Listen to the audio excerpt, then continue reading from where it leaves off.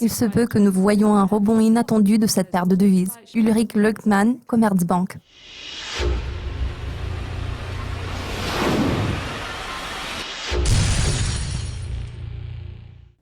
Le programme d'achat d'obligations d'entreprise de la BCE, comment s'est-il reflété sur la monnaie unique? A-t-il affecté vos prévisions à court terme sur la paire euro-dollar?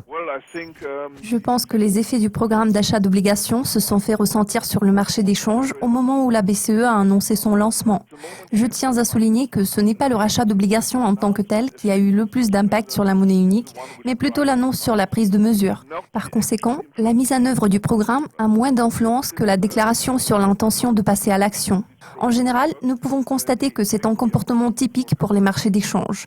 Nous observons ce genre de réaction depuis quelques années. Donc, c'est l'effet de l'annonce qui façonne l'évolution de la paire euro-dollar et non pas l'impact des mesures mises en place.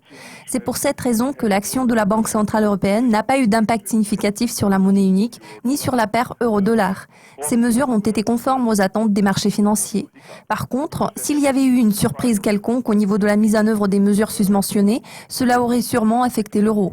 Vu que tout s'est passé comme prévu, nous n'avons vu aucun effet supplémentaire, sauf celui de l'annonce de la BCE, ce qui a été reflété par le taux de la monnaie unique.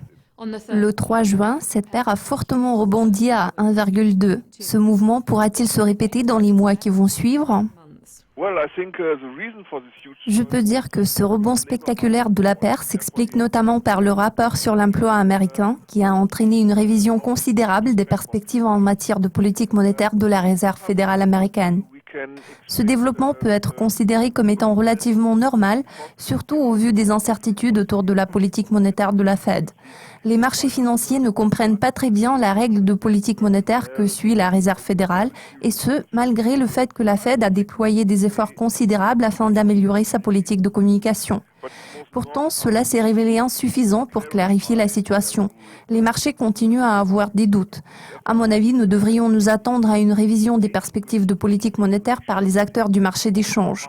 À l'heure actuelle, nous sommes dans une situation où les participants au marché ne s'attendent plus à une normalisation rapide des taux d'intérêt aux États-Unis. Il s'agit plutôt d'une normalisation très graduelle. La hausse des taux va se produire à un rythme très lent. Je ne pense pas que la Fed puisse surprendre les marchés sur ce plan. D'autre part, vu le risque de Brexit et la possibilité de l'amélioration des données économiques émanant des États-Unis, il pourrait y avoir des surprises.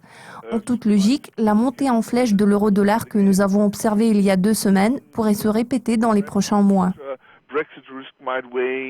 Given that we might see better data from the US, certainly in the other direction, a surprise might be possible, and those jumps that we saw last Friday might occur again and again. Vous avez suivi les propos de Monsieur Leutmann, directeur de recherche spécialiste des marchés d'échange et des marchés émergents chez Commerzbank. Tous mes remerciements pour votre participation, Ulrich. Je suis Lucy Palfreeman. Restez à l'écoute.